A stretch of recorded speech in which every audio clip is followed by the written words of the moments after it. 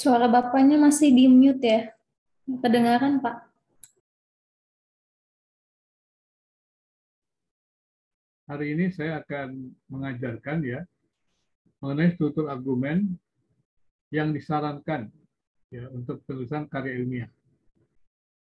Tulisan karya ilmiah. Jadi ada pola penalaran yang baik agar tulisan kita nantinya dapat dimengerti pembaca. Nah, ini dia. Yang paling umum seperti ini. Ya. Yaitu ada yang pertama adalah pendirian, ada data atau dasar, kemudian dihubungkan pendirian dengan data atau data itu disebut dasar kebenaran. Jadi kan Anda kan menemukan kebenaran kan, ya, kebenaran. Kemudian ada klarifikasi. Dari dasar kebenaran itu diklarifikasi. Klarifikasi berupa dukungan, yaitu ada juga batasan, atau sanggahan. Jadi dasar kebenaran itu bisa berupa dukungan, ya, sorry. Klarifikasi itu bisa berupa dukungan terhadap dasar kebenaran, bisa penjelasan mengenai batasan dari dasar kebenaran itu, dan juga bisa berupa sanggahan dari dasar kebenaran itu. Ya, inilah pola argumen yang disarankan. Dan nanti kita akan belajar pola argumen dengan ini adalah pola yang seperti ini namanya pola deduktif. Tapi bisa juga pola induktif, ya. Bisa juga pola gabungan deduktif dan induktif. Ya, seperti itu. Tapi gabungan semuanya itu bisa seperti ini. Itu polanya adalah pendirian, data atau dasar kebenaran. Kemudian dasar kebenaran ini harus diberikan klarifikasi. Klarifikasi itu bisa berupa dukungan, penjelasan batasan, dan kemudian juga bisa sanggahan kalau itu memang tidak tepat. Ya, seperti itu.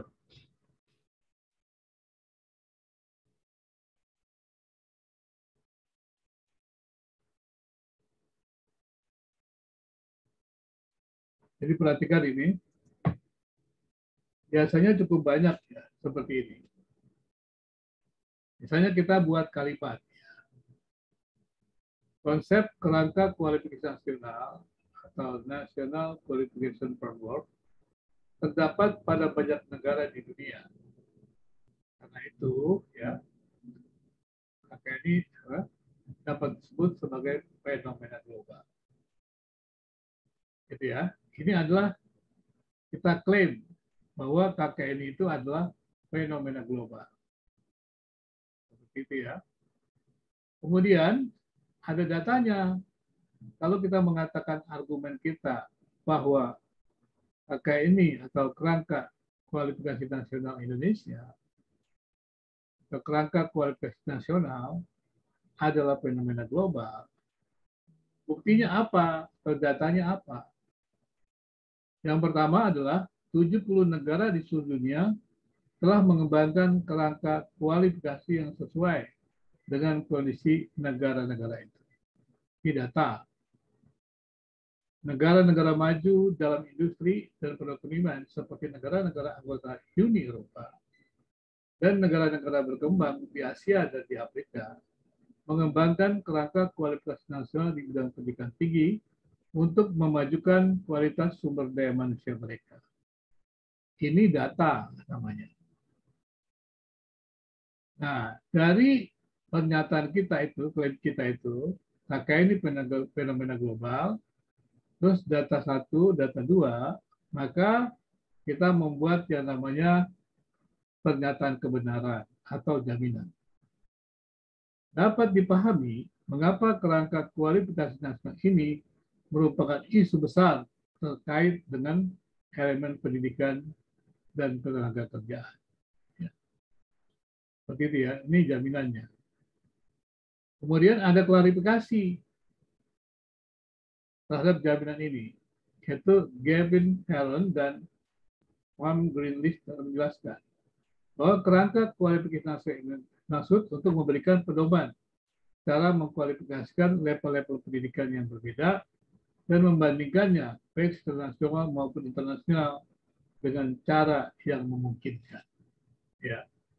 Jadi klarifikasi itu berupa dukungan di sini. Ya, berupa dukungan. Jadi ada klaim kita, ada pernyataan, didukung data, itu dari 1 dan 2. Kemudian data-data ini dihubungkan dengan klaim kita, maka itu namanya disebut jaminan atau pernyataan kebenaran. Maka kemudian ada klarifikasi, yaitu klarifikasinya berupa dukungan. Maka dengan demikian, klaim kita atau pernyataan kita itu didukung oleh argumen-argumen yang sangat kuat. Itulah sebabnya jika kita mengatakan ini adalah pemikiran yang benar, maka kita akan menunjukkan data-datanya. Jadi demikian ya, teman-teman semuanya. Jadi sebenarnya klaim yang benar, ya pernyataan yang benar, itu harus didukung dengan argumen-argumen yang mendukung pernyataan kita. Dan kemudian, ya juga ketika kita menghasilkan, artinya ketika klaim dihubungkan dengan data-data atau argumen-argumen yang mendukung klaim kita, kemudian itu menghasilkan jaminan atau pernyataan kebenaran. Maka pernyataan itu jangan hanya merupakan hasil penelitian kita, tapi harus ada klarifikasi dari penelitian orang-orang lain. Sehingga dengan demikian, maka orang akan memahami bahwa penelitian kita itu ya memiliki dukungan juga dari penelitian para pakar lainnya. Itulah klarifikasi. Baik itu untuk mendukung pernyataan kita atau menolak argumentasi orang lain, ya atau klaim orang lain, semuanya itu juga perlu ya hasil-hasil penelitian yang lain. Jadi kerangka dasarnya seperti itu. Nah, kalau Anda lihat tadi sebenarnya itu adalah biasa disebut kalimat deduktif ya. Tapi bisa juga berupa kalimat induktif bisa ya. Tapi kalau yang tadi adalah kalimat deduktif. Jadi kalau Anda ingin membuat kalimat deduktif seperti itu ya. Dan biasanya memang kalau kita sudah menyatakan klaim, berarti kita harus menyatakan juga dukungan data. Itu namanya kalimat deduktif. Tapi kalau kita ingin membangun sebuah teori, memberikan sebuah informasi yang benar, maka kita terlebih dulu memberikan data-datanya. Dari data-data itu kemudian kita simpulkan. Itu adalah informasi yang benar. Itu namanya induktif. Ya. Jadi kalau penulisan karya ilmiah, karena kita ini kan meneliti penelitian ilmiah kan ya, induktif dan deduktif. Maka menulisnya juga induktif dan deduktif. Gitu ya. Kalau kita biasa sebut kualitatif dan kuantitatif. Kalau kualitatif itu induktif, kuantitatif itu adalah deduktif.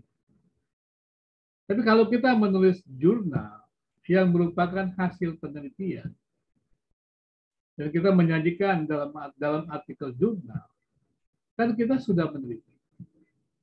Kemudian kita menampilkan di artikel jurnal. Biasanya kita lebih banyak menggunakan kalimat-kalimat paragraf deduktif. Ya, karena kita sudah punya informasi itu semuanya. Gitu. Biasanya begitu.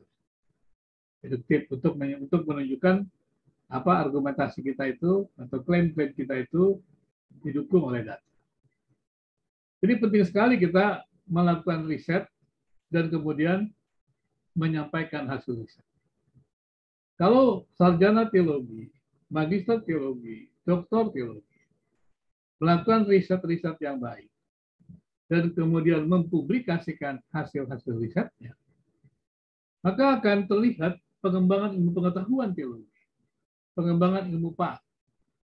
Ya. Kalau di teologi kita sangat miris sekali karena pengembangan pemikiran teologi itu kalau saya perhatikan sangat lemah.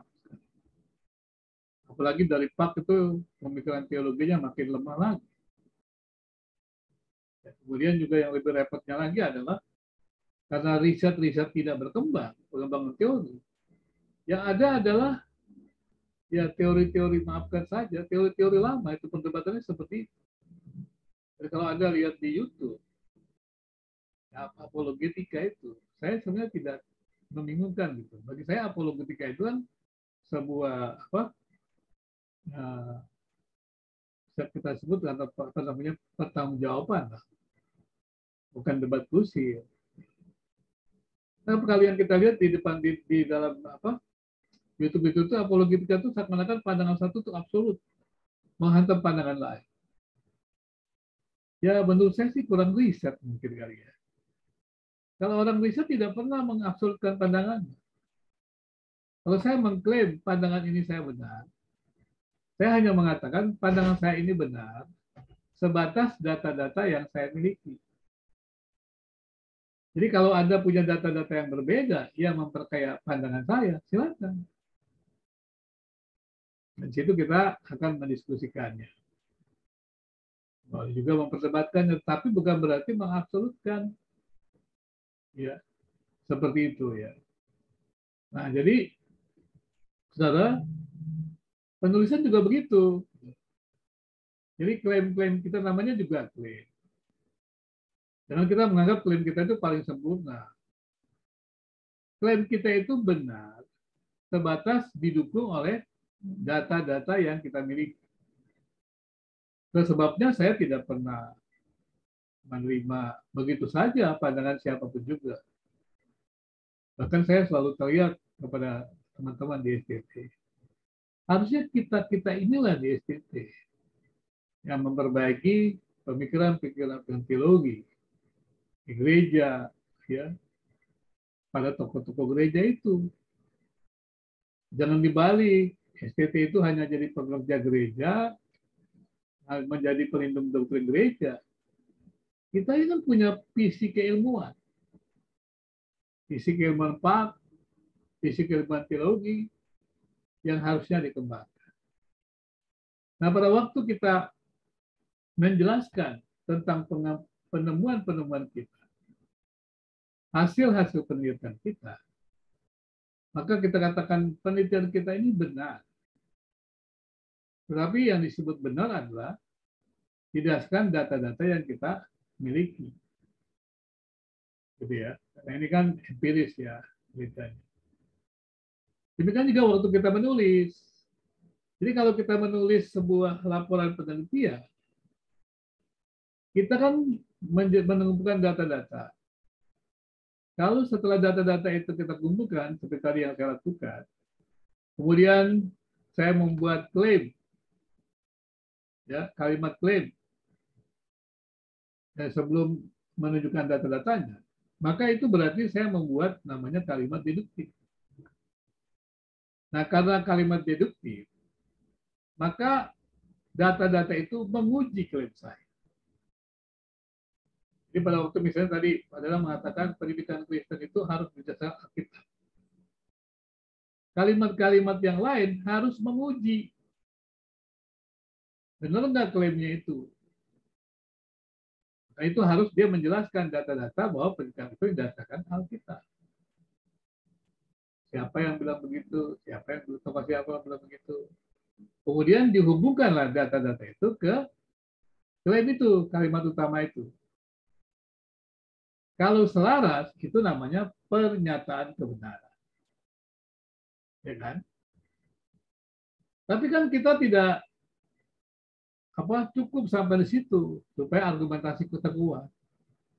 Kita harus mencari dukungan atau klarifikasi.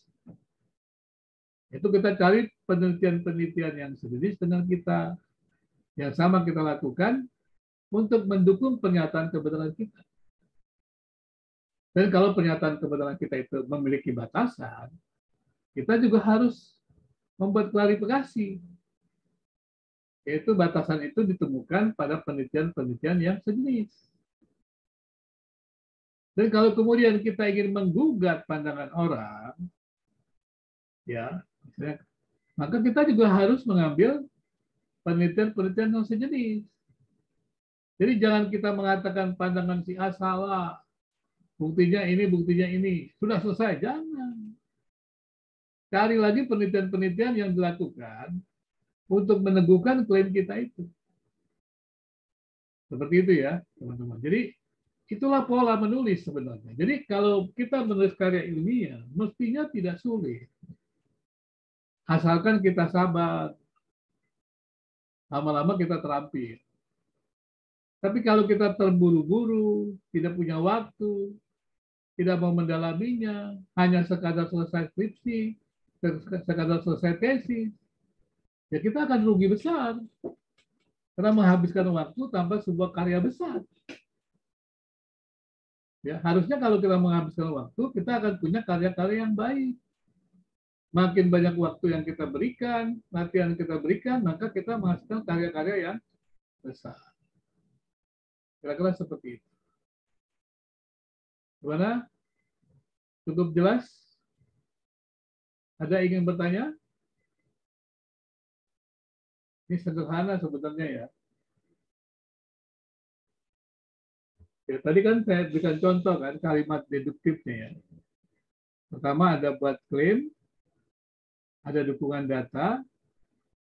Semakin dukungan datanya lebih banyak, lebih baik, berarti penelitian yang mendalam, ya.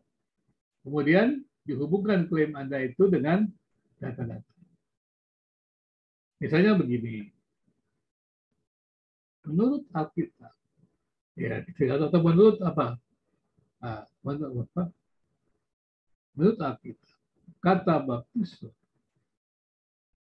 ya, atau mungkin tidak. Kata baptiso adalah apa? Lebih tepat dalam Alkitab ya. Berdasarkan penelitian kamus-kamus Alkitab, menurut penulis, kata baptiso lebih tepat diartikan dengan ditenggelamkan. Itu kan klaim kan? Berarti Anda mesti cari kamus. Pengertian kata baptiso itu ditenggelamkan, diselamkan, itu dijelaskan oleh kamus misalnya apa? Hex. Yang menerangkan seperti itu.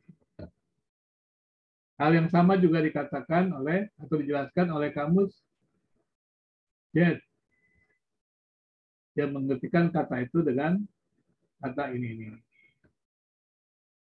Dari kedua kamus tersebut dapat disimpulkan, ya kan, bahwa menghubungkan kepada klaim kata baptiso adalah ditenggelamkan yang menunjuk kepada baptisan selam. Misalnya. Terus kemudian Anda mesti klarifikasi. Ternyata tidak semua orang yang dibaptis selam. Anda mesti cari kamus lain lagi. Penelitian keempat ya, misalnya ini yang meneliti tentang kata itu, ternyata kata tersebut tidak hanya digunakan untuk istilah disolat. Kamus ini menurut si X mengartikan kata itu mencuci tangan juga menggunakan istilah kata baptis. Ya, seperti itu kan. Maka gimana sekarang? Berarti ada batasan. Ya kan, batasan bahwa artinya bahwa klaim bahwa baptisan harus diselam, ya, tidak memiliki dukungan dari banyak data terkait keempat. Itulah sebabnya kan, ya para pakar yang mencari jalan tengah memutuskan bahwa karena baptisan tidak menyelamatkan, Tetapi demikian juga cara baptisan bukan juga merupakan sesuatu yang menyelamatkan. Maka ya keberbantaian tentang cara maupun itu tersebut gereja masa kini tidak selalu mendapatkan apa namanya penekanan yang sama. Walaupun penulis mungkin misalnya menyetujui tentang jadi itu dia dilengkapi. Tapi kalau Anda membatasi hanya memilih kamus yang cocok dengan kata itu, nah itu bukan peneliti itu. Peneliti itu menutupi kebenaran. Kita tidak perlu takut gitu. Bisa klaim kita, walaupun klaim Anda saat ini memegang itu, tapi ada kata-kata lain harusnya kita bijaksana. Kalau berdasarkan keragaman itu maka tidak bisa denominasi gereja mengabsolutkan cara-cara baptisan tertentu. Misalnya begitu. Ya kalau mereka mau Islam silakan, mau dibenci silakan, kan gitu kan? Saya begitu misalnya. Oh saya maksud begini ya, nggak ada lah. Tidak ada yang, tapi klaim kita itu benar, maaf, menurut saya benar. Ya klaim kita itu benar, buktinya apa gitu loh. Jadi klaim kita itu benar hanya sebatas bukti-bukti yang mampu kita berikan. Jadi sebagai peneliti, ya sebagai teolog, Anda jangan ngotot. Enggak, menurut saya benar. Itu bukan persoalan menurut Anda benar. Siapa yang pikir emang gue pikirin menurut Anda benar? Enggak, yang sekarang jelaskan datanya mana. Gitu. Jadi nggak usah ribut. Makanya saya sekarang ini nggak pernah ribut-ribut. Mau gereja ini donasinya paling baik, paling suci, paling benar. Ya saya cuma lihat datanya mana. Kami adalah denominasi yang menekankan kepada doktrin yang benar. Datanya yang mana? Pendetanya yang mana? Pendidikannya apa? Pengetahuannya bagaimana? Kenapa Anda mengklaim begitu? Bandingkan dengan siapa? Begitu kan? Nah ini bahayanya kalau peneliti kayak begitu. Ibu ya. Tapi memang kita harus begitu menyadarkan para pemimpin. Karena kita ini adalah pemikir. Kita tuh bentengnya riset gereja di Indonesia, bahkan di dunia. Jadi saya nggak pernah mikirin, si ini mengatakan begini, ya biar aja. Tapi ini benar atau tidak? Datanya mana? Ya, saya selalu bilang begitu. Nanti saya akan periksa pernyataan dia dengan data. Karena kebenaran pernyataan itu hanya sebatas data. Gitu ya, jangan kita menyerang orangnya. Tapi kita menganalisis klaimnya, pernyataannya, dan kemudian meminta data-data yang menjadi dasar membangun klaimnya.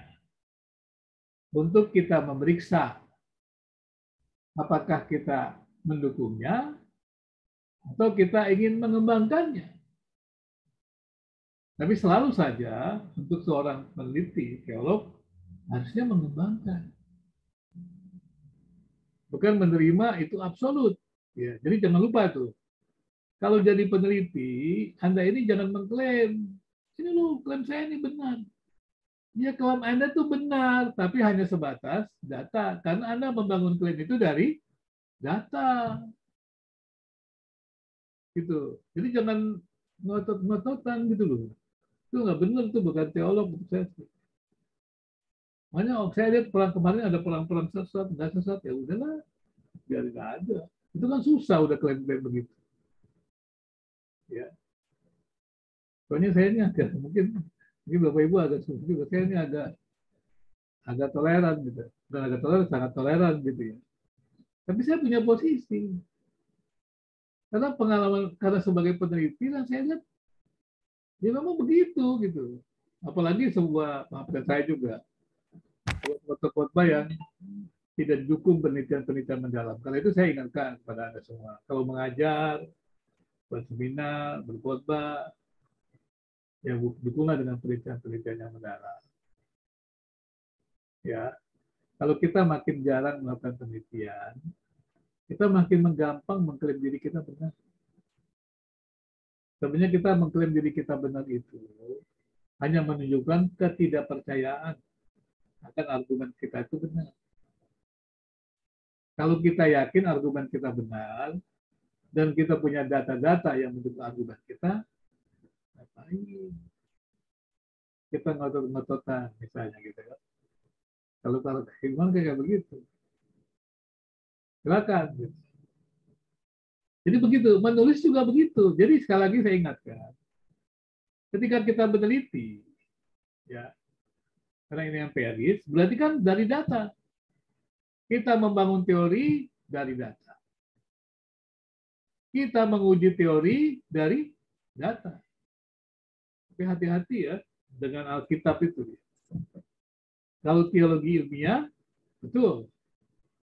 Jadi saya mengatakan kepada teman-teman juga begini. Anda boleh saja mengklaim diri Anda mempunyai doktrin yang paling benar sejagat ini. Tapi nggak bisa dibuktikan bahwa data Anda itu paling benar. Tidak ada alat buktinya bahwa klaim Anda itu atau doktrin Anda itu paling benar di seluruh dunia, itu nggak ada. Kenapa nggak ada? Karena tidak ada gereja, tidak ada individu yang tahu seluruh isi Alkitab, seluruh isi dunia. Kalau tidak ada individu yang tahu seluruh isi Alkitab, seluruh dunia, maka pandangan individu, dosen, tokoh gereja tidak ada yang absolut. Kalau gitu semua relatif. Enggak. Alkitabnya absolut. Tuhannya absolut. Kitanya yang relatif. Terbatas. Kalau gitu untuk apa kita belajar kalau terbatas? Untuk menambah pengetahuan. Ya kalau menambah pengetahuan tetap terbatas, untuk apa? Yang terbatas ya tetap terbatas. Tapi menambah pengetahuan tetap baik. Betul nggak ya? Betul nggak sih? Mulai bingung nih. Betul nggak? Hah? Mulai jangan jadi bingung kan? Betul nggak ini? Ini bikin goncang orang-orang itu kan yang punya dekatnya gitu. Kalau tidak ada yang absolut, untuk apa saya belajar terus? Ya karena saya ini relatif, sudah belajar terusnya tetap relatif ya. Setiap pertambahan ilmu pengetahuan ya makin lebih baik. Waktu Anda di SD, Anda belajar sungguh-sungguh, kan relatif kan? Waktu Anda di SMP, Anda belajar sungguh-sungguh, kan relatif kan? Waktu SMA, Anda belajar sungguh-sungguh, kan relatif kan? Waktu S1, Anda sungguh-sungguh, kan relatif kan? Pertanyaannya, berguna nggak? Berguna kan? Kenapa mau jadi absolut kalau kita tidak pernah tahu segala sesuatu? Justru aneh. Dulu ada mengajarkan saya klaim. Ya kan begini kan? Yang menolak adanya yang absolut, namanya mengabsolutkan yang relatif. Ya. Mengabsolutkan yang relatif sama saja meyakini adanya yang absolut. Saya nggak mau terjebak kepada kedua kubu itu. Saya percaya ada yang absolut, yaitu Tuhan, Alkitab. Saya percaya juga saya relatif. Seperti itu ya. Jadi kalau saya meneliti, itulah di bagian terakhir kan kita katakan kan, penelitian ini perlu dikembangkan lebih lanjut. Betul nggak? Nggak bisa katakan penelitian ini sudah sangat sungguh-sungguh, sudah dilakukan bertahun-tahun, tidak akan berubah. Nggak bisa, itu bukan peneliti namanya. Tapi Anda katakan, penelitian ini masih bisa didalami lebih lanjut secara umum dalam hal ini. Nah, orang lain yang akan meneliti. Gitu ya. Jadi sekali lagi, klaim Anda itu tergantung dengan data-data yang menjadi dasar klaim Anda. Maka sebuah penelitian yang baik harusnya didapatkan dari data yang sangat baik. Itulah sebabnya Anda mesti, kalau penelitian literatur, mesti baca buku yang banyak, bukan hanya sekadar banyak juga, bukunya mesti berkualitas, lihat penerbitnya, lihat penulisnya, gitu kan? Kemudian juga pada waktu Anda membuat data lapangan juga, Anda harus lihat siapa yang Anda wawancarai. Ya, kalau Anda wawancarai tentang Anda buat tentang kepala sekolah, jangan Anda wawancarai itu petugas sekolah atau tukang bebersih sekolah, ya kan? Atau karyawan sekolah. Bagaimana menurut Anda mengenai kepala sekolah? Ya, kepala sekolahnya jarang datang, Pak. Belum hari jadi repot. Jangan hanya dia. Ya, semuanya dihubungkan data sebanyak-banyaknya. Bisa juga diambil. Guru-guru, teman lain, kepala sekolah. Sebanyak-banyaknya data kita kumpulkan, maka kita akan mendapatkan informasi yang lebih banyak. Ketika kita mendapatkan informasi yang lebih banyak, kita bisa membangun sebuah teori yang lebih baik. Gimana teman-teman? Kita membuat klaim yang baik atas data-data itu. Ada yang ingin menyanggah, silakan, atau ingin bertanya? Ya, Pak. Terima kasih, Pak. Ya, terkait kemarin ya, Pak ya, yang judul tesis saya kemarin. Jika saya sedang melakukan penelitian, apakah itu bisa ini Pak dilanjutkan gitu, atau memang perlu revisi ulang lagi tentang judulnya gitu Pak? Karena saya sudah mewawancarai baik gembala yang saya teliti di 3 gereja atau sampai 5 gereja di Kota Bandung. Begitu Pak. Ini ya, terima kasih.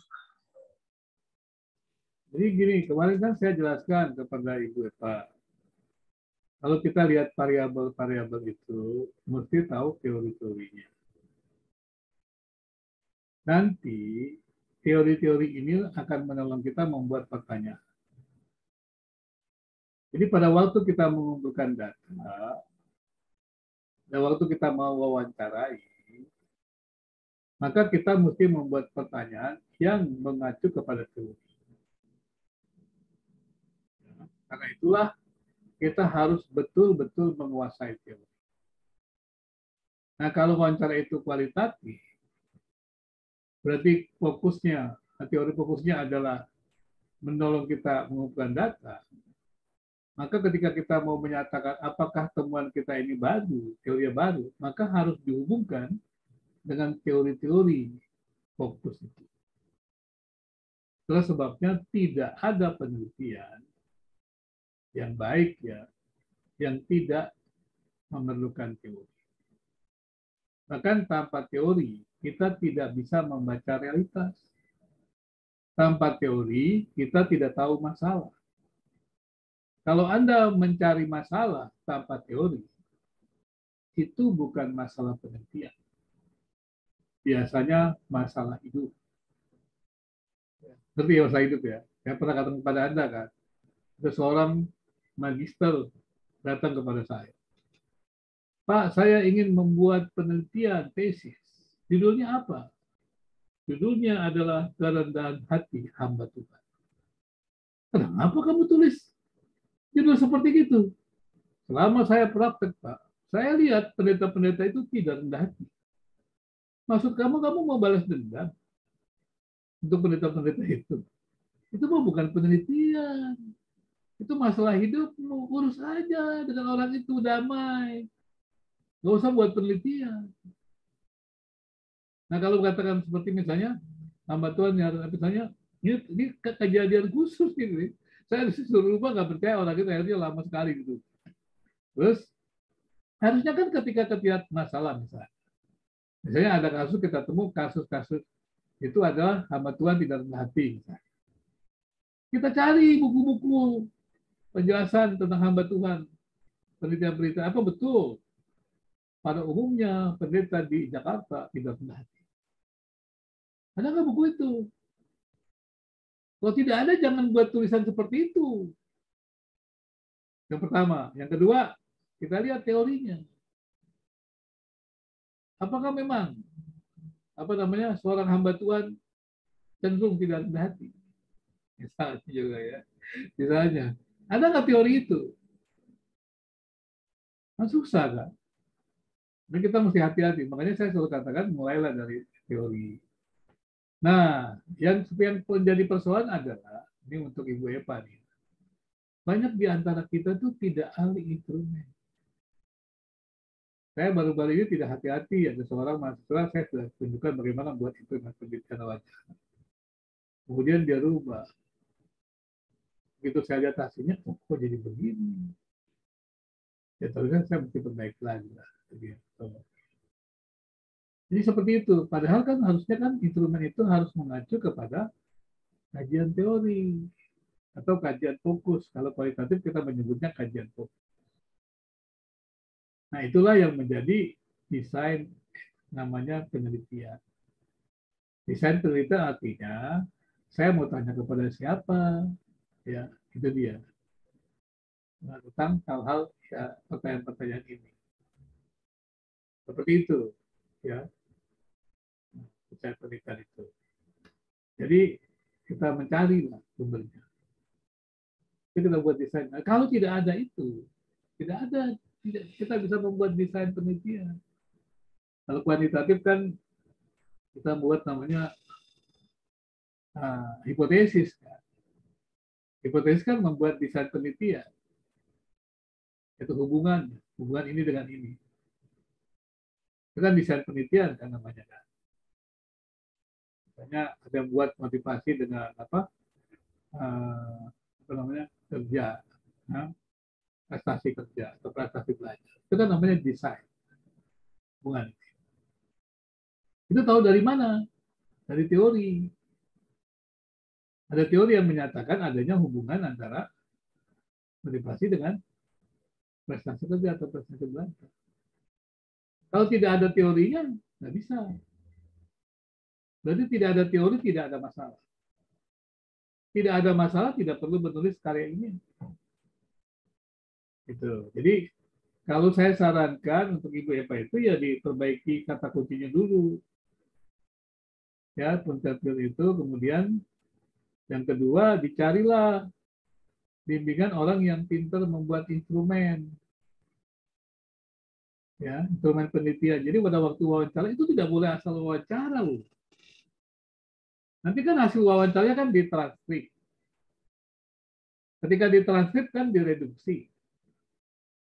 Artinya direduksi adalah jawaban-jawaban dia yang tidak menuju kepada tema dari pertanyaan kita, kita buang.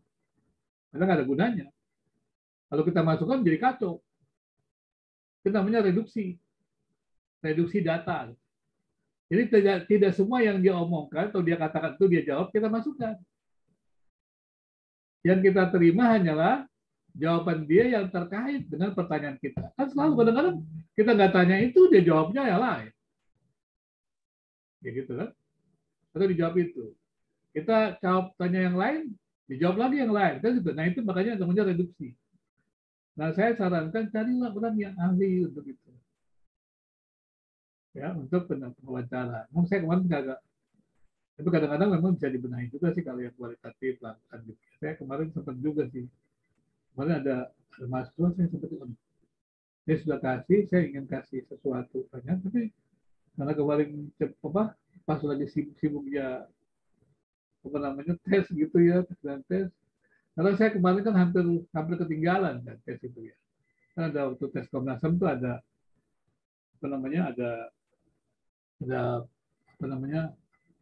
latihan dulu gitu ya, karena kan online kan. Nah begitu tes, saya pakai link yang berbeda, link latihan. Ada beberapa orang yang masuk, udah hilang, tinggal saya sendiri.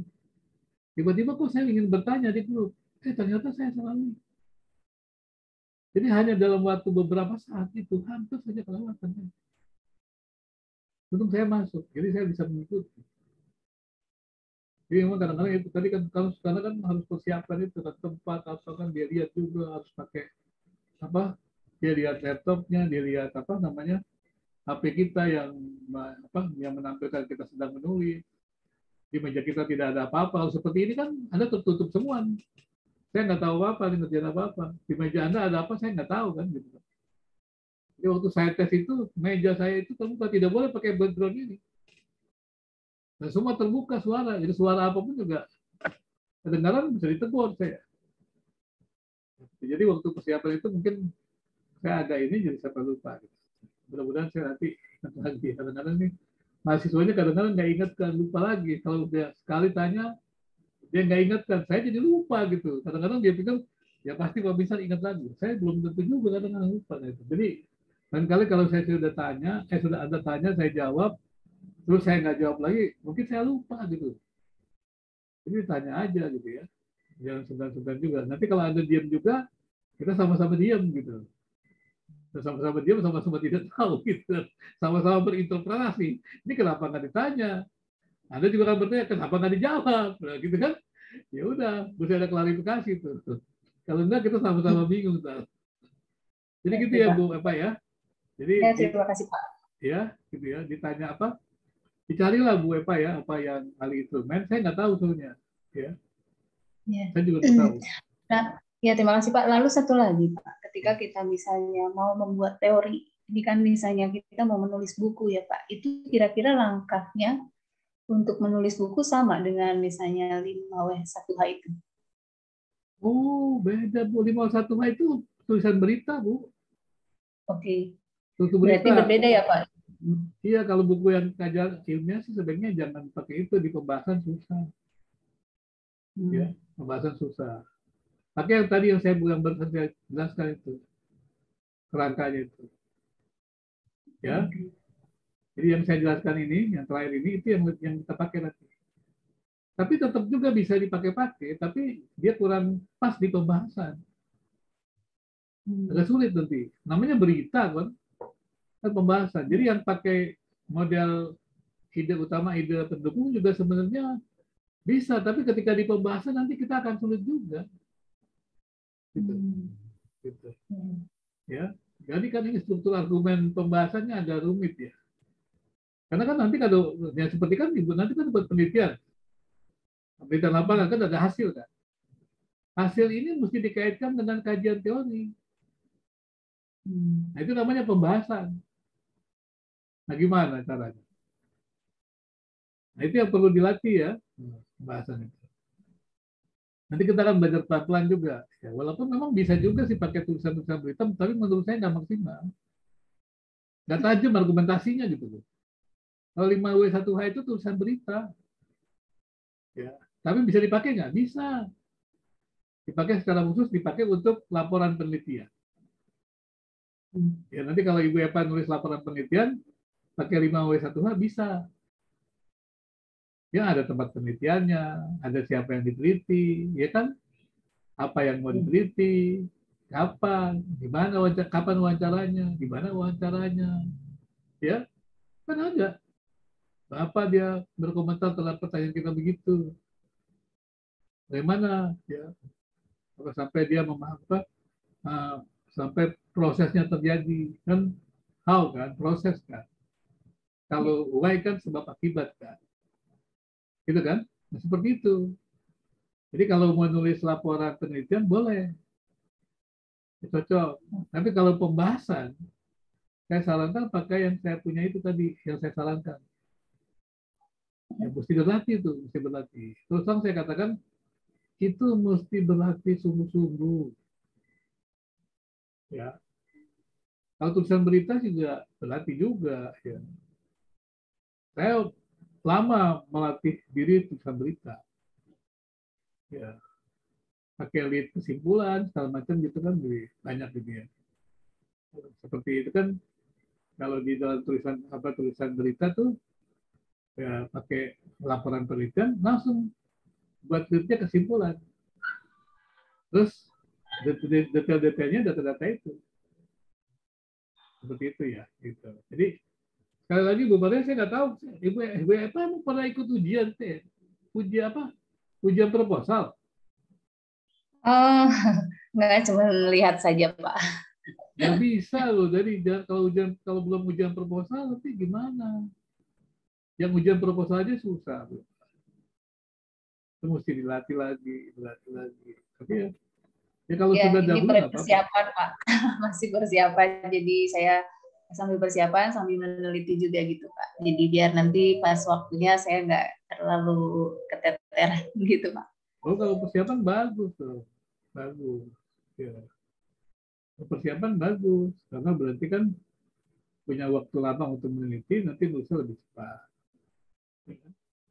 Tapi Ya, tetap sesuai arahan Bapak waktu itu. Jadi lebih apa sih lebih kita mempersiapkan kan begitu ya Pak ya. Lalu ya, kita buat proposalnya. Sambil menuju ke proposal berarti saya langkahnya sambil meneliti juga begitu Pak. Jadi saya ikuti arahan dari Pak Binsar. ya jadi secara khusus itu variabel-variabelnya Ibu Eva cari kuliah-kuliah yang terkait pembahasan itu biar kita bisa ada diskusi dengan dosen, diskusi dengan teman-teman mahasiswa, sehingga kita memahami teori dengan baik, dan yang lebih dari itu, Ibu Eva punya data pustaka yang baik. Karena kalau ikut belajar data pustaka cukup baik kan, kalau data pustakanya cukup baik kan, berarti kan mudah kan. Karena ini karya ilmiah yang nggak bisa mengarang, mesti ada data pustaka, ada referensi, gitu ya. Nah kalau itu udah siap, ya sebenarnya menulisnya sih cepat, ya menulisnya cepat ya. Yang penting penelitian. Gitu ya, teman-teman semuanya. Ya, terima kasih Pak. Siap. Baik. Jadi mulai ada gambaran nggak kira-kira? Saya kembali lagi ya. Nah ini kan ada posisi data jaminan klasifikasi seperti ini. Salah seperti ini. Nah ini namanya teman-teman struktur induktif ya. Coba lihat ya. Pada tahun 2003 ini sepertinya induktifnya kan dia semacam ada urutan waktu ya. Menteri yang bertanggung jawab untuk pendidikan tinggi berkumpul di Bali untuk meninjau proses ya, turunan. Terus dia jelaskan prosesnya itu kan. Adapun proses Luna itu adalah pengembangan dan penggunaan kerangka kualifikasi nasional pada tiap negara yang kemudian dapat disandingkan dengan kerangka kualifikasi nasional negara-negara lain yang akhirnya kemudian menciptakan sebuah meta kualifikasi. Itu data ya. Kemudian lagi pertemuan tersebut, maksudnya Luna itu ya, mendorong negara-negara anggota untuk menguraikan kerangka kualifikasi yang sebanding dan sesuai dengan sistem pendidikan pada negara-negara itu. Ya, para menteri pendidikan yang di atas ya, para menteri pendidikan Eropa pada itu menyatakan sepakat untuk menyusun kerangka kualifikasi ya, Eropa ya, atau Framework for Qualification in European Higher Education Area, ya kan? Dan berkomitmen untuk mengembangkan kualifikasi nasional kerangka kerja yang akan sesuai dengan kerangka Eropa. Pertemuan para menteri bidang pendidikan di London tahun 2007 menegaskan hal yang sama terkait kerangka kualitas nasional bidang pendidikan. Coba lihat kesimpulannya di belakang. Dengan demikian jelaslah, kerangka kualifikasi nasional merupakan kebutuhan masyarakat global terkait pendidikan, yakni perlunya sebuah meta kualifikasi untuk menyandingkan kualifikasi nasional pada setiap negara. Jadi, kalau kita struktur induktif, ya, nanti kita kembali kepada struktur yang saya sarankan tadi. Struktur induktif itu harus mulai dari detail ke umum. Jadi detail itu adalah data-data. Ya. Kemudian data-data itu kita simpulkan. Ya, kita simpulkan. Itu adalah merupakan struktur induktif. Kalau struktur deduktif, kesimpulannya di depan, di atas, di awal. Jadi dia berupa klaim. Kalau induktif, kesimpulannya di belakang. Gitu ya. Jadi sebenarnya Anda bisa lihat pengetahuan seseorang ya, baik dalam hal ilmu pengetahuan maupun doktrin-doktrin sebenarnya benar sebatas data yang dia ketahui. Ya. Bukan benar untuk seluruh data di dunia, tapi benar sebatas data yang dia ketahui. Kenapa? Karena dia menyimpulkan atau menemukan kebenaran dari data-data. Kemudian dia menunjukkan atau menguji pernyataan dia atau membuktikan pernyataan dia dari data-data. Jadi seperti itu. Demikian juga waktu kita menulis, kita tulis seperti itu. Kita tulis kesimpulannya di awal atau kesimpulannya di akhir. Kemudian kita tunjukkan data-data. Kalau induktif, kita tunjukkan dulu data-datanya, baru kita buat kesimpulan. Kalau deduktif, kita buat dulu pernyataan atau klaim kita, baru kita tunjukkan data-data. Dan kita hubungkanlah data-data itu dengan klaim kita. Itu nanti lebih jauh, lebih dalamnya di pola yang tadi saya katakan. Baik, sampai di sini apakah cukup paham ya? Tadi kan kalau deduktif kan, orang buat pernyataan dulu. Baru menunjukkan bukti-bukti yang mendasari pernyataan dia. Tapi sekarang, kalau biasanya kita penelitian kualitatif, kita mengumpulkan kata ini begini, kata si ini begini, kata si Z begini. Kita kumpulkan semuanya. Dari semua pandangan tersebut, kita menyimpulkan bahwa yang dimaksud ketiganya tentang hal ini adalah ini. Jadi kalau kesimpulannya dari data itu terakhir, maka itu namanya induktif. Tapi kesimpulannya harus berhubungan dengan data dalam kalimat pertama, data dalam kalimat kedua, data dalam kalimat ketiga. Baru kita simpulkan hubungan antara kalimat pertama, kedua, dan ketiga tersebut. Itulah yang disebut informasi. Itulah yang disebut teori. Apa sih teori itu? Jadi makanya kalau kualitatif kan membangun teori kan. Jadi Anda tunjukkan data-datanya. Dari data-data itu, Anda akhirnya mendapatkan pengetahuan yang jelas. Hubungan antar data-data itu, maka Anda mendapatkan informasi. Kalau itu sangat jelas, Anda membangun teori ya dari data-data itu. Kira-kira cukup jelas nggak? Harus dicoba dengan praktek ya Pak? Iya, dilatih. Nggak apa-apa tuh. Sebenarnya kalau kita lihat, coba bayangkan. 6 bulan loh. Coba bayangkan kalau 6 bulan Pak Jajang membaca buku lah. Kalau membaca buku kan berarti kan buat template jurnal, buat template apa? Tesis. Misalnya pendahuluan. Bisa atau berapa halaman? Misalnya tesis adalah misalnya tuh taruhlah 100 halaman sampai 150 halaman. Ya kan? Kalau 1 bulan, satu bulan misalnya kita harap kalau 6 bulan gitu. Taruhlah berarti kira-kira berapa ya? 30 lah ya. 30 halaman kan. Jadi kalau kita konsisten 1 minggu itu kita nulis 6 halaman, selesai kan ya? 6 halaman 1 minggu kan sedikit, apalagi dua spasi. Seharusnya bisa 15 halaman. Cuma kita tidak konsisten kerjanya, takut, wah nggak selesai nih. Kalau kita ikuti struktur itu, sebenarnya kita bisa mengerjakan dengan cepat, mungkin lebih cepat dibanding orang yang tidak menggunakan struktur. Tapi kita sudah takut duluan. Repotnya seperti itu. Khawatirnya berlebihan. Gitu ya. Tapi kalau dikerjakan dengan konsisten, nanti kekhawatiran kita hilang. Karena sudah ada bukti-buktinya kan. Kenapa sih Anda khawatir? Karena Anda tidak tahu. Kenapa sih Anda khawatir? Anda belum berhasil melaksanakannya. Gitu kan? Nah, cobalah dulu praktek. Kalau sudah praktek, pasti kekhawatirannya akan hilang.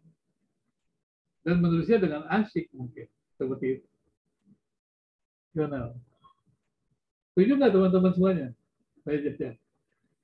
Jadi cuma hanya membutuhkan 1 minggu membuat tesis 6 bulan. Itu cuma 6 halaman. 6 halaman itu 2 spasi loh. 2 spasi itu paling berat, paling ya paling 1000 kata. Kemarin saya ujian Komnas HAM 1.500 kata 3 jam. Menulisnya 3 jam. 1.500 kata. Berarti itu berapa tuh? Itu bisa di atas 6 spasi. Cuma 3 jam. Ya. Nah, gimana tuh Anda kalau bisa menulis tesis? Berarti bisa dong. Dulu saya pernah menulis proposal di doktoral 100 halaman. 1 bulan. Jadi kalau Anda 150 halaman, harusnya 2 bulan selesai kan? Misalnya begitu, gampang kan begitu kan? Pertanyaannya begini, kenapa itu tidak terjadi? Karena kita tidak terstruktur. Dan kita tidak konsisten mengerjakannya. Cobalah, kalau mengerjakan tesis, kasih waktu. Misalnya, kalau Anda biasa belajar 1 hari, misalnya berapa? 1 hari, misalnya 4 jam. Katakan sambil khayalan kan. Coba konsisten. 4 jam, tadi kan saya bilang, saya 3 jam itu bisa berhasil menulis 1.500 halaman. Nah, kalau 4 jam itu, cukuplah, jangan banyak-banyak lah ya. 4 jam berarti 2-3 halaman, masa nggak bisa sih? Kalau 2-3 halaman, 1 minggu berapa kali 5? 10 sampai 15. 1 bulan berapa? 60. 3 bulan selesai. Gitu. Betul nggak? Ini mungkin. Apa saya salah ya menghitungnya?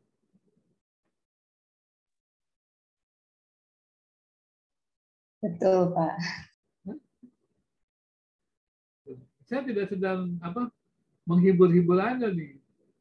Karena ini pengalaman gitu. Cuma memang biasanya kita tidak konsisten. Karena kesibukan lah, ada kegiatan ini, ada apa, begitu kan? Dulu waktu saya menulis disertasi, saya bisa selesai karena itu saya betul bersyukurnya anak saya itu sekolah dekat kantor saya. Karena anak saya masuknya pagi, ya, jam 6:30 gitu. Karena jam 7 udah lupa kan. Dengan kantor saya mesti bukanya jam 8. Jadi saya mengantar anak saya biasanya setengah jamnya sebelum jam 6:30 sudah sampai di sana. Sampai lama jam 7. Kantor baru buka jam 8. Tapi kan saya pegang kunci sendiri. Jadi saya menjadi tetap terrajin selama menulis disertasi. Kalau jam 6, jam setengah 7 sudah hadir di kantor. Karena saya pulangnya sore, saya pulang juga sore. Datang terpagi, pulang terakhir gitu ya. Tapi akibatnya saya selesai buat disertasi. Karena belum ada orang, kan saya kerja di situ kan. Di kantor saya sendiri kan. Jadi ada konsisten gitu. Jadi memang ada perjuangan. Jadi begitulah menurut. Ya, seperti pada waktu kami juga. Kami di pusat kajian. Di pusat kajian itu kami bertekad setiap bulan menulis artikel. Ya kan? Dulu saya biasa di waktu masih zaman-zamannya koran cetak, saya 1 hari ya minimal membaca 6 koran. Jadi kalau Sabtu Minggu saya tidak masuk, Senin masuk, di meja saya sudah ada 18 koran. Ya Anda udah bayangkan ya, itu setiap minggu dulu. Setiap hari 6 koran. Setiap hari Senin 16. Berarti 6 kali 3, 18 koran. Belum majalah ya. Belum majalah, belum buku. Botak-botak lah ya. Jadi itu sudah kerjaan saya. Karena saya harus meneliti semua persoalan-persoalan yang ada, tema-tema yang ada di negeri ini. Terus begitu ya. Yang penting dulu, itu masih menjadi peneliti. Tapi karena dia komitmen, begitu bisa. Nulis. Dan dulu hampir setiap bulan ya, tidak minimal 1 atau 2 tulisan saya masuk di koran. Mungkin gara-gara komitmennya, karena lumayan. Kalau masuk di koran kan dulu 1 kali masuk kan 1 juta ya. Lumayan lah ongkos bensin saya kan. Ongkos bensin saya selesai dengan nulis di koran gitu kan. 1-2 kan bisa selesai. Kalau ada 2 tulisan ya bisa tambahan sedikit lah ya. Nah, seperti itu. Kemudian setelah menulis jurnal berbeda lagi. Tapi mesti ada, saya senangnya kenapa? Saya karena dikejar target. Gitu. Jadi saya selalu ini hidup saya, kadang-kadang saya juga pikir bersyukur juga ya. Waktu mahasiswa dikejar target, dalam arti kata hidup juga di asrama, diatur. Kemudian waktu kerja saya dikejar target. Harus selesai jurnal, harus selesai ini, harus selesai ini. Jadi saya nulis terus.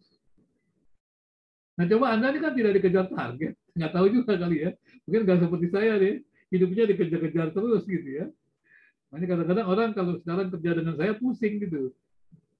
Ya, pusing karena saya biasa dikejar target. Orang kerjaan satu, saya ngerjakan 3 gitu loh. Ya, terus terang lah waktu saya keluar dari tempat saya itu, ya minimal mereka mesti cari pengganti saya 3 orang. Ya, lumayan kan? Jadi menggaji saya tuh dengan gaji 3 orang tuh sebenarnya masih untung.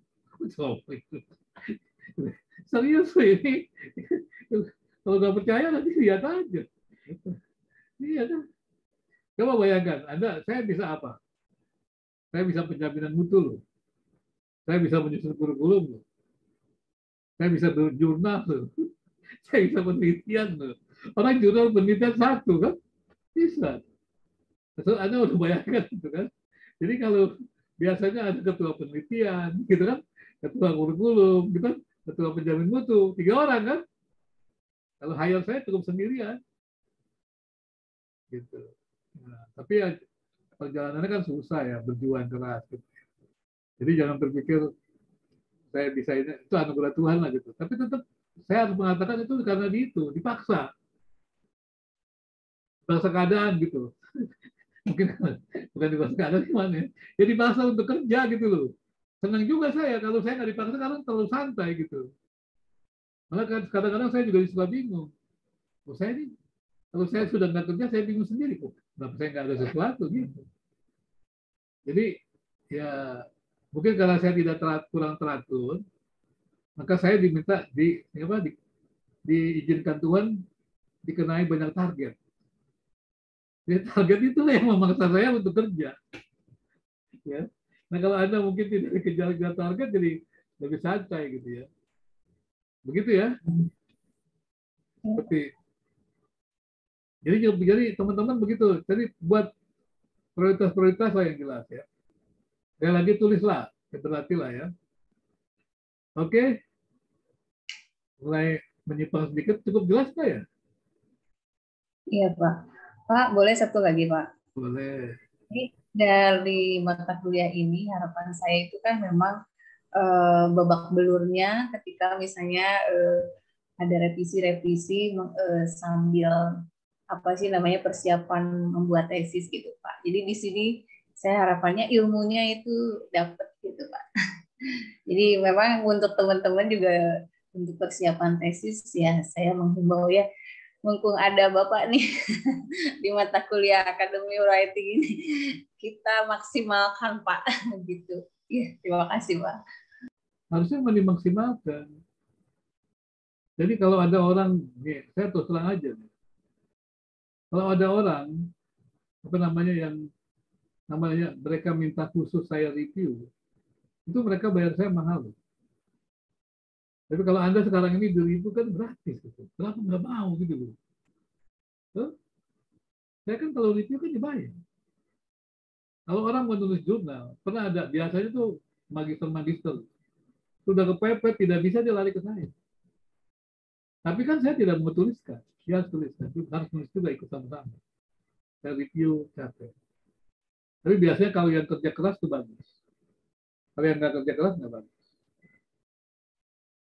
Nah, sekarang Anda nih, saya sebenarnya karena di KDSI saya ngajar ini, sebenarnya peluang loh. Peluang untuk menulis, jangan takut-takut. Kalau bisa Anda latih. Jajan selain belajar kurikulum, coba buat jurnal, artikel di jurnal. Nanti saya bimbing, ada satu mahasiswa dari Cipanas. Tulisannya nggak bagus, saya bimbing. Bagus untuk tamat magister. Saya bimbing, dia betah juga. Baru masuk jurnal itu setelah 1 tahun. Tapi dia masih berkeras saya bimbing. Kalau itu malah waktu itu dulu saya bayar dia tuh. Bukan dia bayar saya. Dulu saya membimbing orang, saya bayar. Dulu ya, karena saya kan mendapat dukungan dari sponsor. Itu saya magister itu setiap mereka nulis jurnal itu saya bayar 5 juta. Karena ada lembaga jurnal yang bayar. Jadi saya nggak dapat apa-apa tuh. Tapi setelah saya lepas itu saya lihat banyak orang yang main-main, saya nggak mau lagi. Kalau gantian, kalau mereka mau menulis, mereka mesti bayar. Ternyata lebih serius loh yang bayar loh dibanding yang gratis. Maafkan saya juga ya.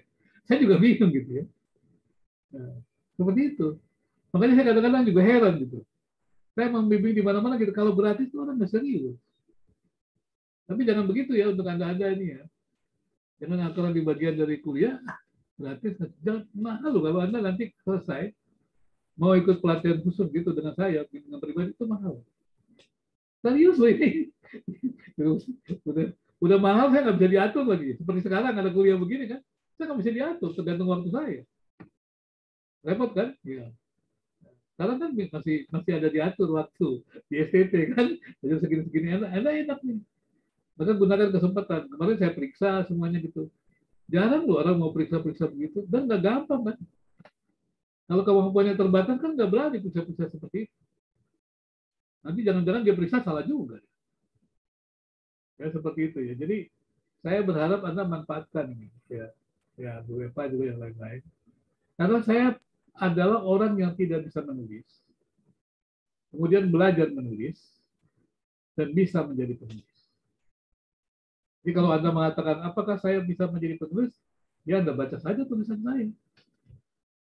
Dan makin hari saya belajar tuh akan lebih baik lagi. Saya percaya nanti saya akan menulis lebih baik lagi.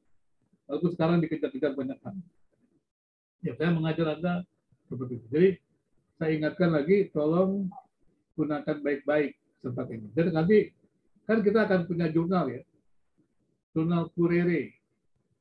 Jurnal Kurikulum Pendidikan Kristen. Itu jurnal pasca sarjana. Nah, silakan menulis. Nanti akan ada reviewer yang bagus. Ya, tapi jangan putus asa. Nanti saya berikan reviewer yang bagus. Tapi kalau ketemu reviewer yang bagus, jangan putus asa. Kalau disuruh perbaiki, dicoret-coret, perbaiki aja. Dulu kami juga begitu belajarnya. Saya punya teman ya, seorang ketua redaksi jurnal. Ketua redaksi loh jurnal. Kemudian waktu itu saya buat jurnal. Saya bilang, mau nggak buat artikel? Tapi saya akan kasih review artikelmu kepada orang yang betul-betul pakar. Berani nggak? Berani. Kemudian dia direview kan. Hampir seluruh artikelnya dicoret. Dia marah-marah dengan saya. Tapi misalnya apa-apaan begini. Itu orang nggak benar, ini benar saya. Saya ini editor. Kamu kalau benar, ya nggak apa-apa. Tapi kalau rasa salah, perbaiki.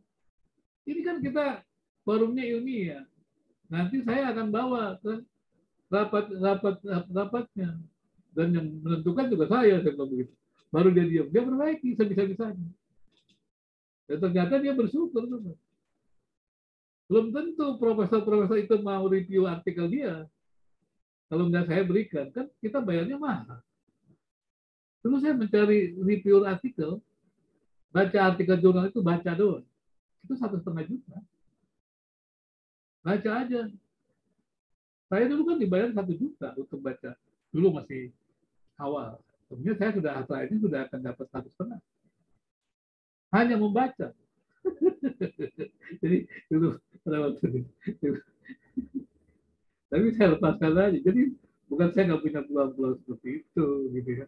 Cuma saya herannya kenapa kok teman-teman tidak semangat. Gitu. Saya pernah cerita kepada kalian kali ya. Saya mengajar di beberapa STT yang hadir itu dokter-dokter. Dari 90 yang saya latih pernah terjadi 1 orang yang menulis. Nah, jadi kalau pertanyaan Anda begini, apakah akan bisa menulis jurnal? Bisa. Tetapi jangan pernah putus asa kalau dikoreksi.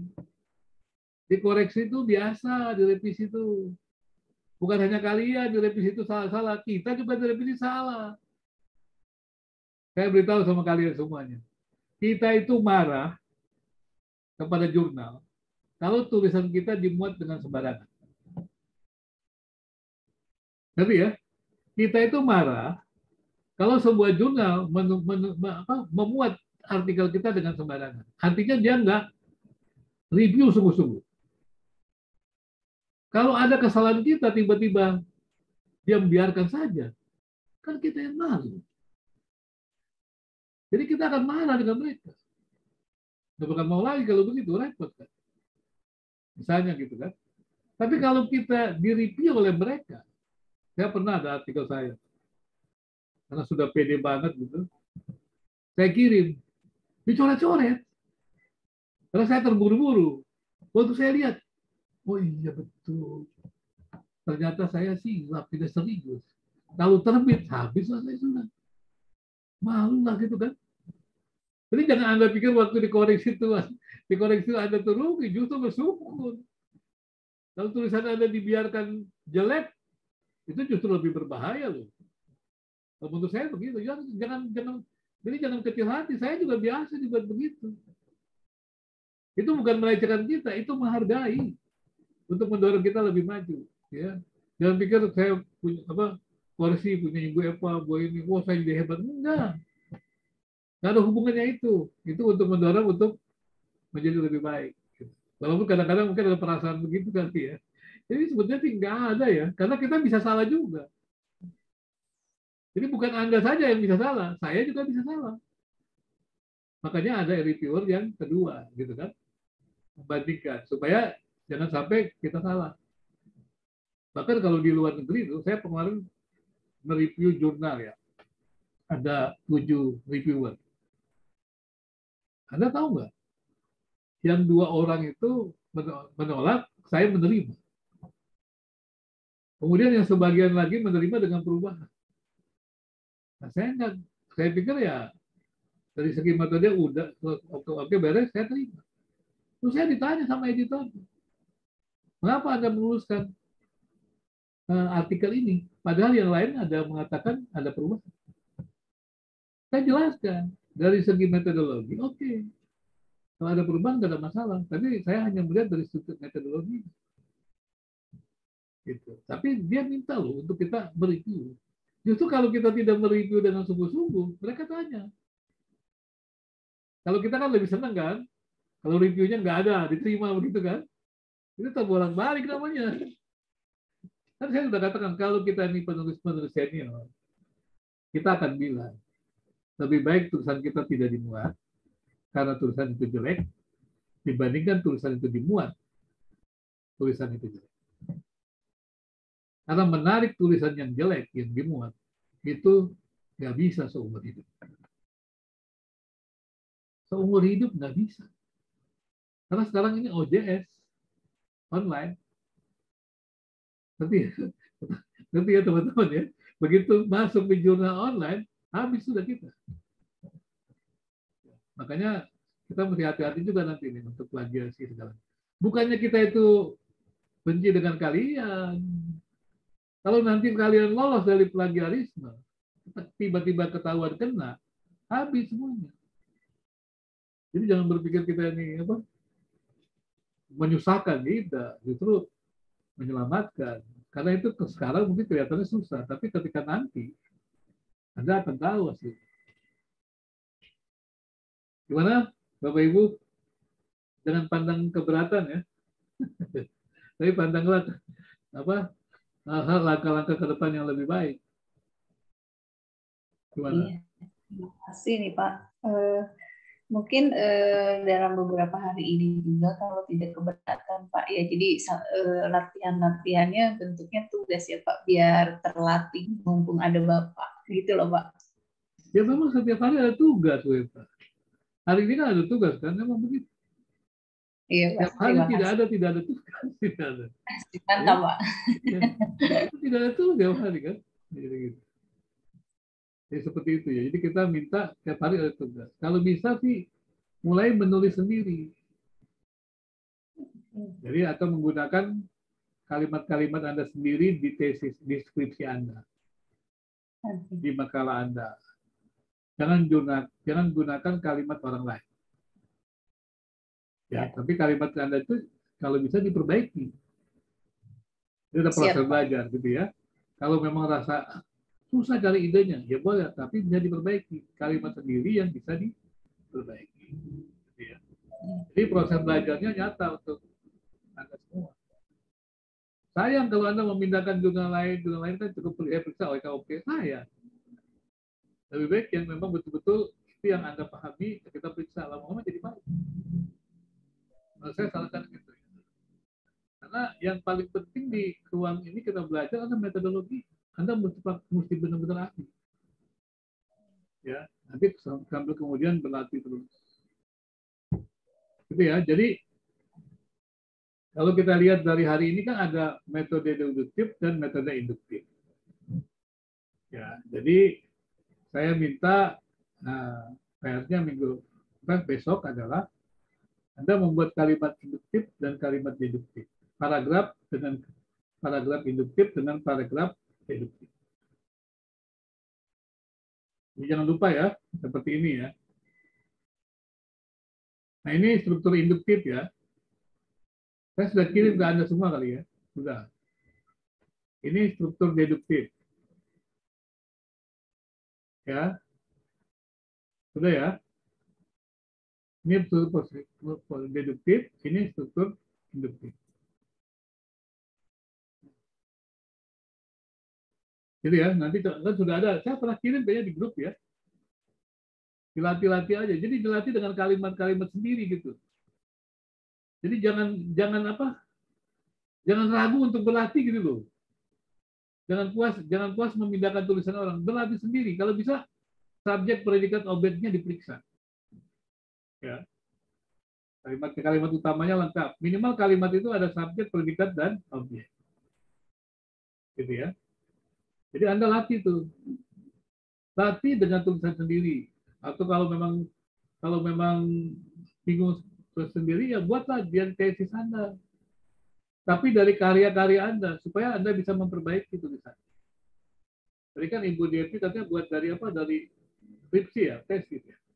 Skripsi ya tadi ya. Nah, mungkin bisa dilihat juga. Walaupun sudah, ya? Iya Pak, dari skripsi saya. Iya. Kan juga sudah baik, tapi bisa diperbaiki kan? Gitu. Jadi ada kemajuan gitu. Tadi kan sudah jelas, ada kata kuncinya sudah baik tuh. Tapi kemudian ketika dibuat kesimpulan di bagian belakangnya, ya kan? Itu kelihatannya agak jauh gitu dengan kata kuncinya. Kata kuncinya ekoteologi, bagian terakhirnya kata kuncinya itu penata layanan gitu loh. Misalnya kan gitu kan, harusnya kan ada satu hubungan gitu. Tapi ya Bu Devi ya, kan menurut Bu Devi nanti coba diperhatikan baik-baik, apa betul atau tidak gitu kan? Karena itu sudah lumayan baik. Makanya periksanya nggak gampang gitu, mesti tahu juga gitu kan. Ya, kalau orang yang nggak ngerti tentang itu sama sekali, mungkin ya dianggap bagus itu. Ya memang bagus juga sih, bukan nggak bagus, bagus. Tapi kan bisa dibuat lebih bagus gitu ya. Jadi jangan berpikir itu tidak bagus ya. Anda sudah bagus buat skripsi, tapi jangan puas gitu loh. Saya juga banyak tulisan saya yang saya nggak puas sekarang. Dulu waktu saya tulis itu saya puas, tapi sekarang begitu saya lihat lagi, aduh saya salah lagi. Tesis saya dulu saya pikir udah bagus, sekarang saya nggak puas. Jangankan tesis, disertasi saya dulu saya anggap udah bagus, tapi ternyata saya kurang puas. Gitu ya, jadi nggak apa-apa gitu. Jangan, ya memang kita kan harus maju, masa mundur sih gitu kan. Ini kalau Anda nggak puas dengan karya-karya yang dulu itu wajar-wajar aja gitu. Karena pemahamannya kan dulu sebatas dulu. Sekarang lebih maju, harusnya lebih baik gitu. Jadi jangan kecewa gitu. Perubahan itu tidak selalu harus diratapi gitu ya. Bahkan mungkin disyukuri gitu. Harus disyukuri juga. Walaupun perubahan itu menyakitkan ya. Tapi perubahan itu harus disyukuri karena dia kemajuan gitu. Gitu ya. Jadi gitu ya, kalimat deduktif jangan lupa 2 kalimat induktif. Jadi strukturnya harus jelas. Jadi saya berharap Anda itu ahli struktur. Karena bagi saya menulis itu tidak perlu bakat. Tapi kalau Anda tahu struktur-struktur cara menulis yang baik dan benar, Anda bisa menulis. Meskipun tidak punya bakat. Ya, jadi jangan mikir bakat-bakat lah ya. Saya kan dulu kan sering dibuat lelucon kan. Gimana caranya Pak bisa menjadi penulis? Dulu tulis surat aja nggak bisa. Ya. Ditertawakan. Ya. Sekarang ya, waktu saya dulu di tempat saya, hampir semua surat saya mesti lewat saya kan koreksi. Kadang-kadang saya jadi bingung. Ada sekretaris yang meriksa tulisan surat-surat mereka mesti saya. Padahal dia sekretaris kan, harusnya ahli untuk itu. Seperti itu, misalnya. Dan saya nggak pernah belajar secara khusus, tapi belajar menulis. Jadi ada banyak untungnya lah ya untuk Anda bisa menulisnya. Dan karena saya berlatih menulis itu, saya dapat sertifikasi kompetensi sebagai editor. Jadi pada waktu saya dapat sertifikasi editor, mereka tinggal lihat dokumen-dokumen saya langsung terima, diberikan sertifikasi. Orang-orang lain harus ikut pelatihan dulu. Saya nggak perlu pelatihan, terima karena memang sudah banyak karya-karyanya. Nah, itu bisa seperti itu. Jadi saya berharap ya semua teman-teman berlatih buat karya-karya yang bagus. Ya, sekali lagi kita ini sedang membuat jurnal ya. Di STTKDS itu ada 2 jurnal. Ada jurnal yang satu tuh, yang lama itu. Ada lagi jurnal yang pasca sarjana. Ya. Jadi Anda mau tulis kemana silakan. Dan nantinya juga saya akan berusaha mensupervisi ya setiap pengelolaan jurnal supaya nanti terawasi sehingga bisa terjaga ya. Kedepannya begitu.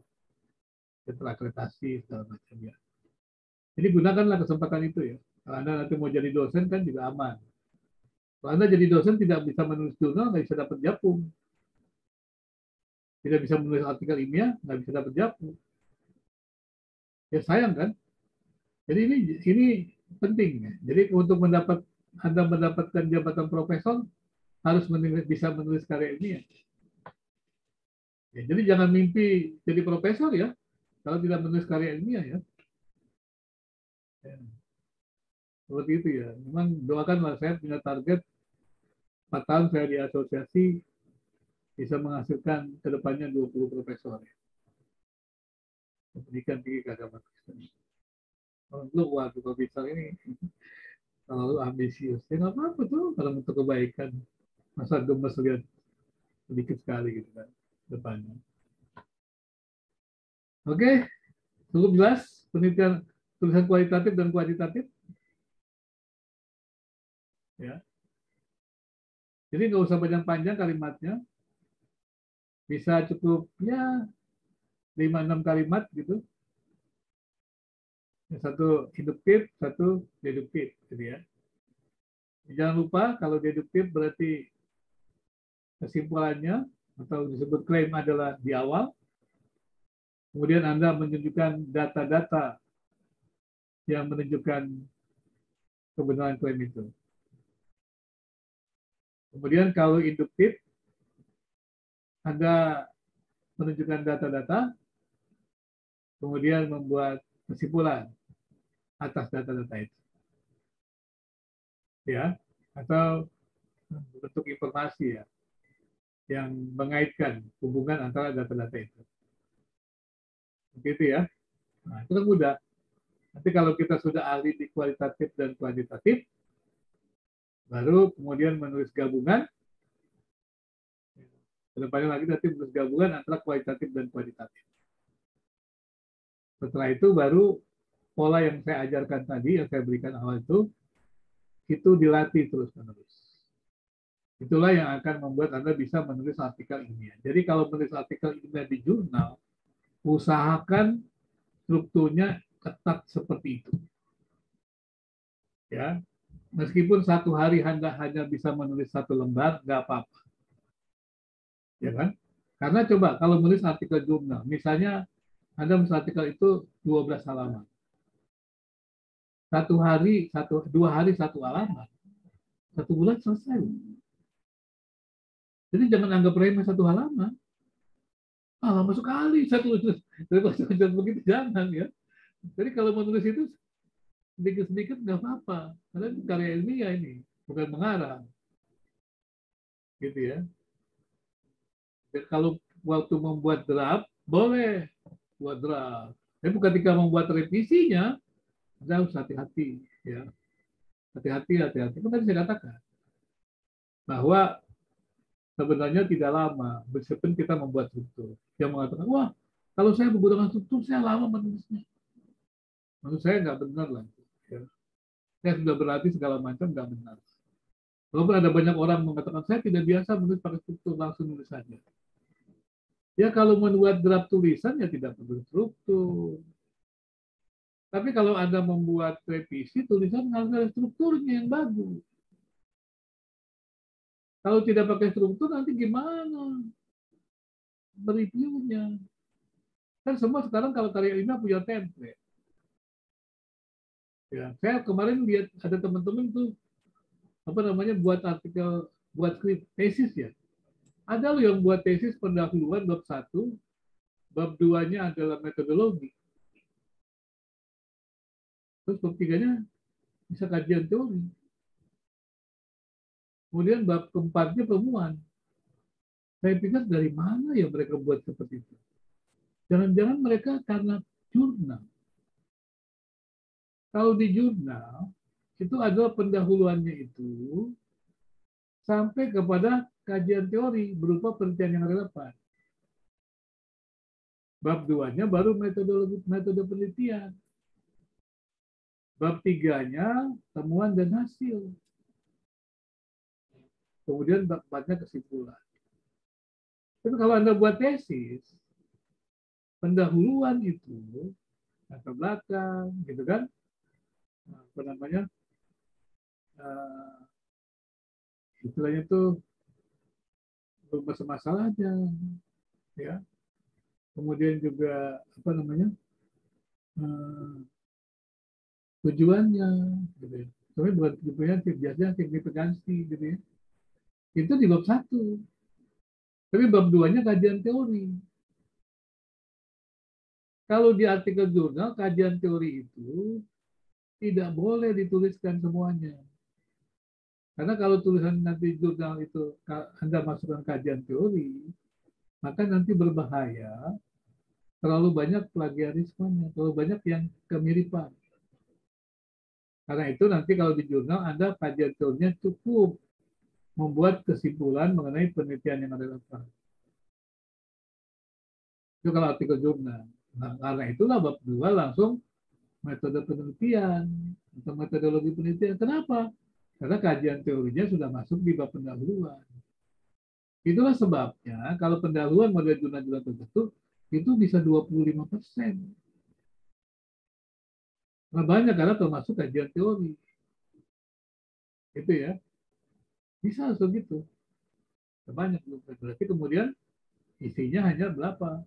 50%. Berarti sampai 50%. Kemudian kesimpulannya mungkin 5 atau 10%. Harus hati-hati ya kalau melihat sesuatu tuh mesti lihat apa selektif gitu. Jangan sampai ikut-ikutan tapi nggak paham kenapa begitu ya. Saya pernah waktu awal-awal tuh ada yang buat tesis terakhir itu ya. Kok bisa ada proposal? Kok bisa ada tiba-tiba pendahuluan langsung metodologi gitu? Saya juga bingung bagaimana caranya buat metodologi tanpa teori gitu kan. Nggak bisa gitu ya. Kita sudah perbaiki sekarang ya, sudah harus diatur ya semuanya. Jadi gitu ya, teman-teman ya, bahwa putusan kalau Anda menulis kualitatif, data-data dulu atau detailnya dulu, baru buat kesimpulan. Ini melatihnya ya. Kalau Anda kemudian melatih tentang kuantitatif, kesimpulan dulu atau klaim, kemudian tunjukkan data-data yang mendasari klaim atau argumen Anda. Ya, ini akan membuat Anda nanti yang pandai berkhotbah akan jauh lebih baik berkhotbah. Iya, karena kalau nanti Anda berkhotbah klaim-klaim terus, jemaatnya bingung. Karena nggak ada datanya. Banyak kan orang khotbah tanpa penelitian itu klaim-klaim terus. Ya. Tuhan menyembuhkan Anda. Di mana datanya bahwa saya sembuh? Percaya saja. Saya sudah percaya. Bingung juga gimana? Kadang-kadang bingung juga gimana. Kemudian kan seperti teman-teman maafkan, bukan saya mujizat. Saya percaya dengan mujizat. Karena saya banyak mengalami mujizat, bahkan saya percaya dengan segala pelayanan pasal segala macam.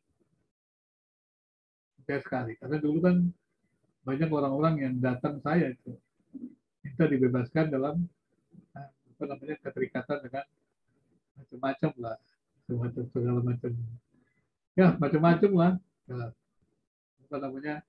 kepercayaan gitu, ilmu gitu ya. Tapi ketika saya pernah memuji seorang yang buat skripsi mujizat itu, saya sampai terheran-heran. Dia bilang begini sama saya, Pak, saya sudah melayani mujizat. Hampir semua penyakit saya dipakai Tuhan untuk menyembuhkan orang. Baik penyakit yang berat, yang ringan, sampai flu, pilek, demam, sakit kepala, dan penyakit-penyakit berat itu semua. Terus saya tanya sama dia, kamu dipakai apa? Iya, saya punya karunia. Oh, kamu punya karunia. Dari mana kamu tahu bahwa kamu punya karunia penyembuhan? Ya saya mengalami, Pak. Yang saya doakan itu sembuh. Terus saya tanya, kamu berdoanya sendirian atau rame-rame? Wah, Pak, seringkali rame-rame. Dari mana kamu tahu? Yang dijawab Tuhan itu doa kamu. Yang bisa dijawab dia. Memang kamu lihat cahaya keluar dari mulutmu, sehingga Tuhan menjawabnya. Kan yang menjawab doa kan tergantung kedaulatan Tuhan. Dan kita boleh minta memang. Jadi ini minta maaf itu untuk ini ya.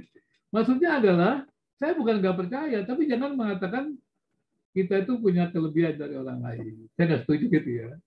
Bukan nggak percaya juga. Kita kalau misalnya kita dipakai Tuhan menyembuhkan, kan bukan kita, Tuhan. Saya nggak lihat data yang di Alkitab.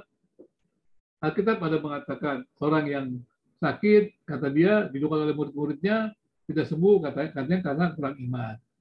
Tapi begitu Tuhan Yesus sembuhkan, sembuh. Ya kan? Jadi kemudian ada orang juga macam-macam gitu, ya apa? Penyakitnya. Ada lagi orang yang sakit dari lahir. Ya. Bukan karena dosa. Ada penyakit karena dosa. Jadi macam-macam. Jadi harus bisa membuktikannya gitu ya. Jadi saya, nah itu penelitian-penelitian ini kadang-kadang nggak mudah nih. Kadang-kadang saya ini kalau penelitian-penelitian kalau ketemu saya agak ini agak gerah juga mungkin. Bukan saya menolak mereka, bukan. Maksudnya harusnya kan harus hati-hati. Kemudian kadang-kadang saya tuh kan pengukuran kan. Saya tanya presentasinya. Misalnya kan sekarang ini terjadi banyak mujizat kan, kesembuhan. Itu sampai sekarang saya bingung. Kenapa mereka tidak buat presentasi ya? Misalnya yang datang ke tempat kesembuhan ini 5.000 orang. Kenapa mereka buat data tuh, yang sembuh berapa orang? Kan? Yang sembuh, kadang-kadang yang sembuh 10 orang itu saja yang diberitakan. Padahal yang datang 5.000 loh. Kan kasihan. Yang 5.000 lagi mesti ke dokter. Tapi kan, ya kan ke dokter kan, kalau sembuh. Tapi yang hanya 10 yang sembuh, yang ke dokter. Bukan saya nggak percaya kesembuhan, saya percaya. Bagi saya pertama itu kita harus minta dari Tuhan. Percaya itu, saya percaya sekali. Saya selalu berdoa dan saya percaya panggilan Tuhan. Tapi saya nggak percaya bahwa saya punya kuasa, saya nggak percaya. Yang punya kuasa itu Tuhan. Tapi ketika Tuhan memberikan otoritas yang menjadi milik dia, kemudian nyata, itu bukan punya saya, punya Tuhan. Kalau mau dibuktikan boleh penelitian. kita buktikan betul nggak penelitian kita buktikan ya. Seperti itu ya teman-teman ya. Jadi maafkan saya nih, mungkin saya mesti mengajak kita semua mengkaji gitu ya. Ngajinya lebih baik. Tapi juga harus hati-hati loh. Orang bisa tersinggung loh. Kadang-kadang kita perlu diam saja gitu ya. Jadi saya tidak suka perdebatan antara mana gereja yang paling benar, antara doktrin atau mujizat. Saya nggak suka. Bagi saya yang mujizat benar ya nggak apa-apa benar. Dan doktrinnya benar ya benar. Jadi dan saya juga tidak suka menyerang sana sini. Tapi kalau menguji boleh dong gitu kan. Karena kerjaan saya kan begitu, mengkritik dalam arti kata boleh dong, pakai teori tapi bukan menghujat gitu ya, bukan menghujat. Saya nggak suka untuk itu. Menghujat orang itu sesat atau apa, saya nggak begitu suka untuk itu. Karena saya bukan otoritas saya lah gitu. Tapi kalau mengatakan ini argumen ini tidak didukung data yang benar, nah saya suka itu. Jadi saya mengajak Anda menulis begitu. Jadi kalau nanti Anda khotbah, kalau Anda berlatih seperti ini, nanti Anda kumpulkan data-data itu bagus. Pasti jemaatnya akan banyak jauh diberkati. Jadi ada klaim-klaim Anda itu mempunyai argumentasi yang kuat. Gitu ya. Tapi saya juga nggak setuju, misalnya yang tadi saya katakan, ada aliran-aliran yang menekankan kemurnian. Banyak loh, kemurnian doktrin. Kadang-kadang saya bingung kata-kata itu. Kami adalah gereja yang menjaga kemurnian doktrin. Itu maksudnya adalah apa? Contohnya dalam hal ini. Jadi waktu dia mengatakan itu, dia harus mengatakan bahwa kami menjaga kemurnian dengan doktrin, yang kami lakukan adalah ini. Kan jelas kan? Yaitu ini. Oh begitu maksudnya. Jadi saya mengerti. Tapi bukan berarti dia paling murni dari seluruh gereja. Saya nggak setuju. Saya nggak tahu, nggak setuju. Jadi memang saya mungkin lebih setuju, karena kita sekolah teologi kan kita mesti berani ya menerobos benteng-benteng gereja. Tapi saya nggak tahu ya apakah kita boleh gitu. Kalau saya sih percaya ya kebebasan bimbang akademik ya di SPT gitu. Saya berani mengatakan itu sebagai dosen. Ada perbedaan nggak apa-apa kan? Tapi kan kita hanya mendatang argumentasi. Gimana teman-teman? Boleh nggak saya mengatakan itu? Gimana Pak Jajang? Boleh nggak saya bicara begitu? Ini kan di karya akademis ya. Kalau di gereja nggak boleh, kali diusir kali ya. Gimana? Boleh nggak Pak Jajang? Atau mengganggu iman? Boleh saja, Pak. Tapi harus hati-hati mengkomunikasikannya di depan jemaat, karena Anda mesti menjelaskan argumentasinya. Ya. Jangan sampai menimbulkan kesombongan juga, ikut-ikutan, jangan. Jadi kan, maka itu tulislah dengan baik-baik. Saya katakan kalau kita klaim ini, buktinya ini. Misalnya Anda mengatakan, saya percaya Tuhan memberikan saya karunia mujizat. Buktinya ini. Oh, maksudnya itu. Kan saya ngerti jadinya kan? Jadi maksudnya hanya sebatas data-data itulah yang dia punya, sehingga dia klaim dia punya karunia mujizat. Ya, saya paham. Saya terima aja, nggak apa-apa, sebatas dia punya itu kan. Gitu. Tapi saya boleh beda nggak? Bebas, boleh Pak. Oh, dong. Iya kan, kalau saya punya data lain boleh kan?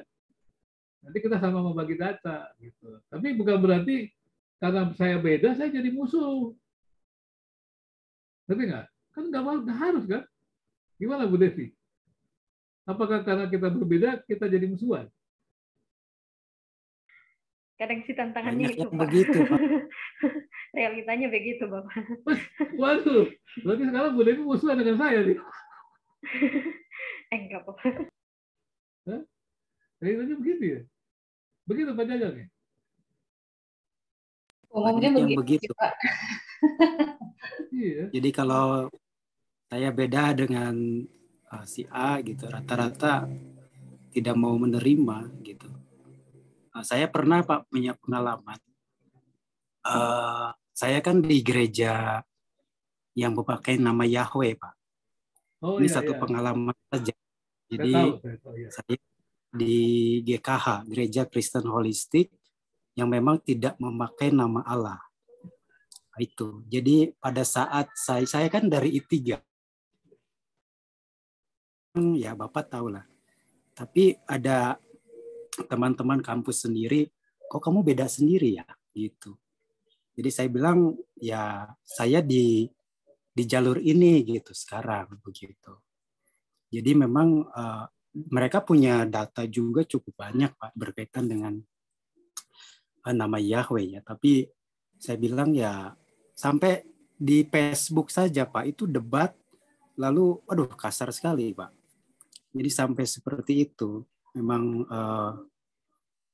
apa ya, perbedaan-perbedaan itu seringkali membuat bukan untuk menjaga silaturahmi tapi justru bermusuhan. Nah terus saya sekarang pindah Pak di STT. Kalau Bapak kenal mungkin Pak Stepri ya, dari I3 juga. Jadi saya sekarang berada di Sulawesi Utara, di apa namanya Tompaso Pak. Kebetulan saya juga di STT dan istri ngajar, dosen. Dan di sini juga memakai nama Allah juga, Pak. Memang ya kita menghargai lah, Pak. Jadi artinya saya pribadi istilahnya ya apa ya, saling menghargai saja. Kalau memang beda pendapat itu biasa. Dan kita harus bersifat yang tadi Bapak katakan bahwa netralitas sebagai seorang peneliti itu saya kira sangat penting bagi diri kita sebagai seorang peneliti.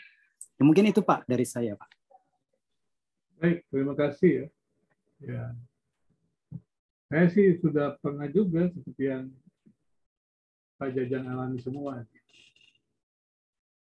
Ada yang saya udah pernah beberapa kali khotbah juga di gereja yang begitu. Dan juga ada yang kemudian juga nggak undang saya lagi gara-gara mungkin dia tahu saya bebas juga. Gitu.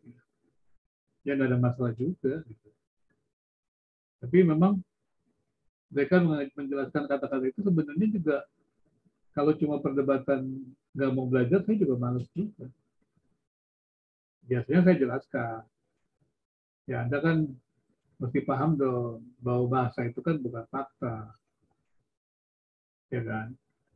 Fakta yang sama itu bisa ditunjuk dengan bahasa yang berbeda.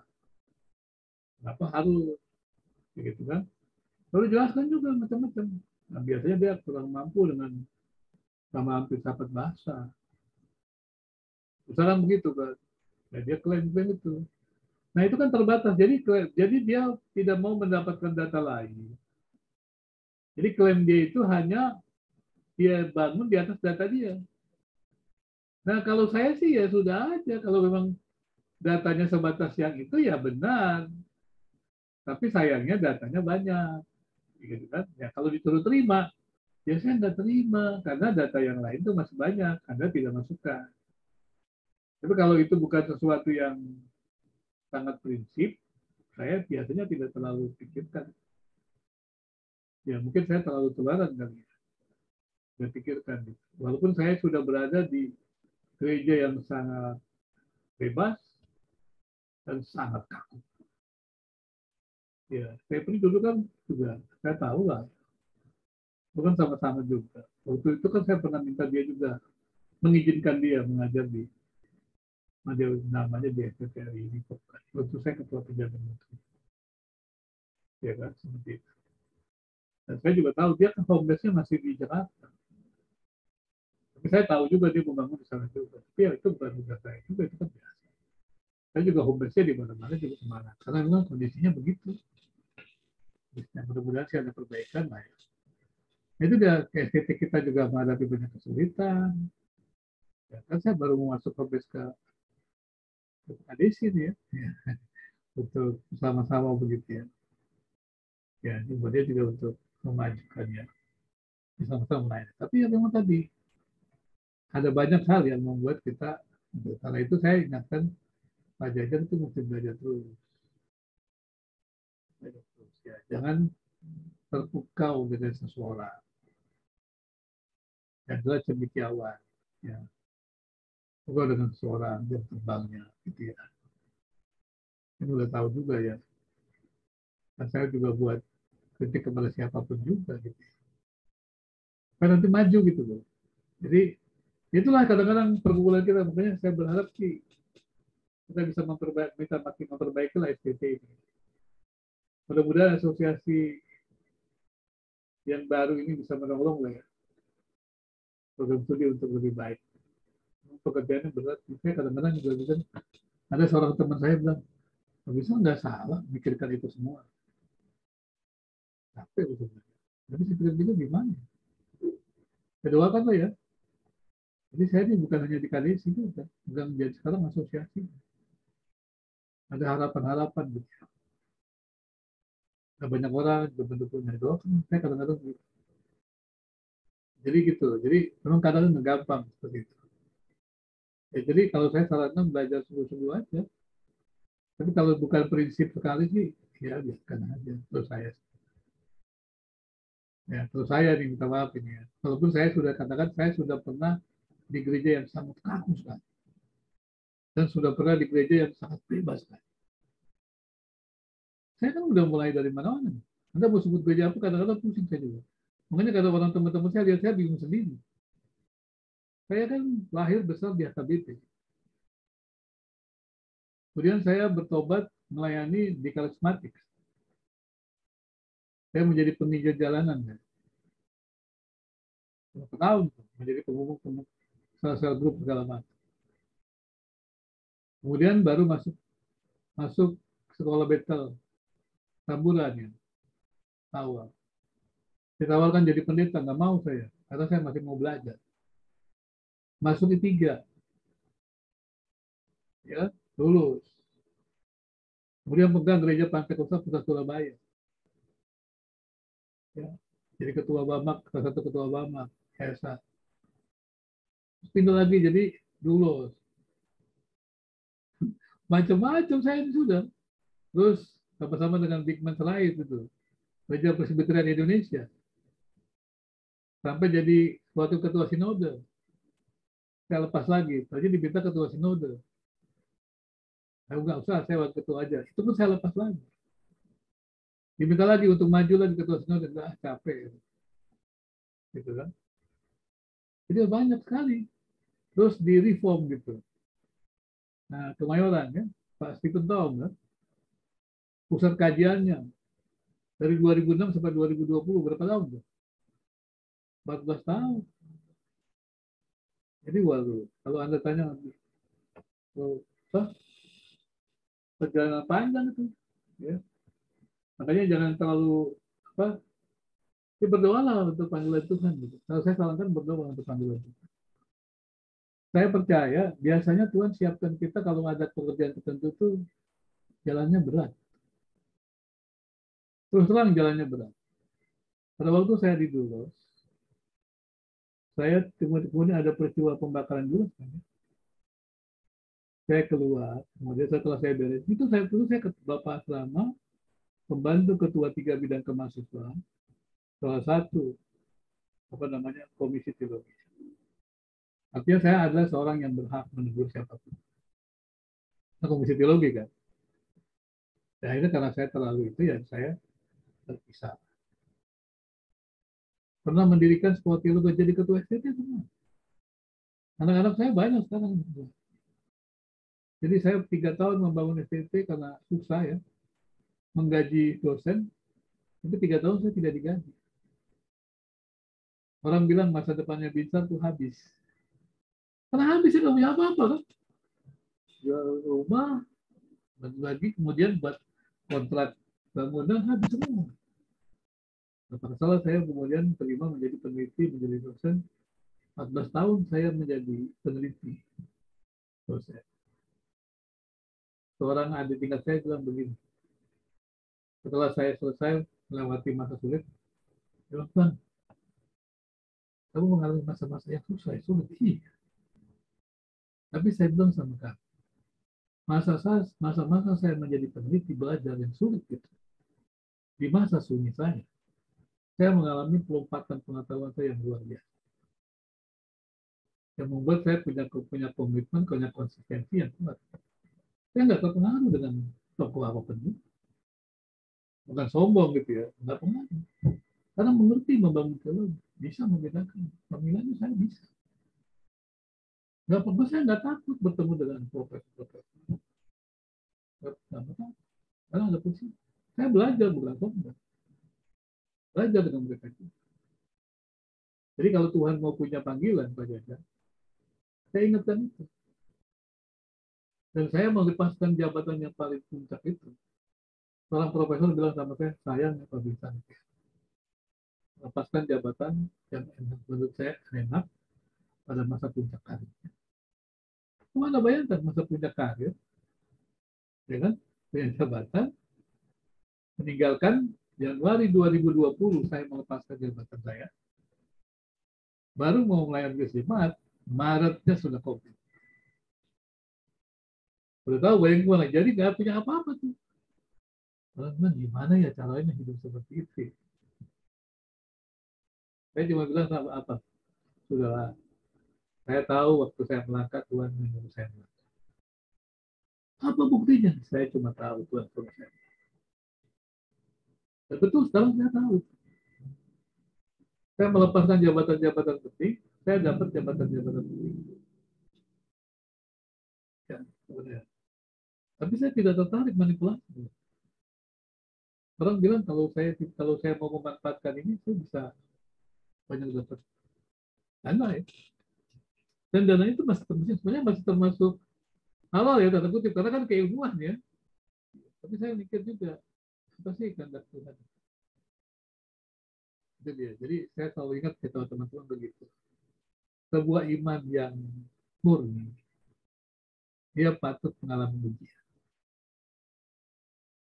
Kalau dengar baik-baik nih, sebuah iman yang murni, dia patut ya, menerima ujian. Jadi bukan menerima ujian itu bukan kecelakaan gitu loh. Sebuah kehormatan gitu loh. Memang waktu kita ngalaminnya, waduh, berdoa. Ya. Ya memang saya tetap percaya itu semuanya. Sampai kadang-kadang saya tidak tahu apa yang terjadi ke depan, tapi yang saya tahu Tuhan melihat. Itu saya nggak ngerti kadang-kadang. Tapi sampai saya juga heran. Mungkin juga anak-anak saya juga heran. Saya juga heran. Gimana caranya? Usia harusnya pensiun. Ya kan? Saya nggak jadi pensiun, walaupun dari segi dosa masih 65. Dan berarti orang kan harus, tapi bagi saya itu sebenarnya puncak kan. Tapi saya mulai dari bawah. Mulai dari bawah tanpa ada apa-apa.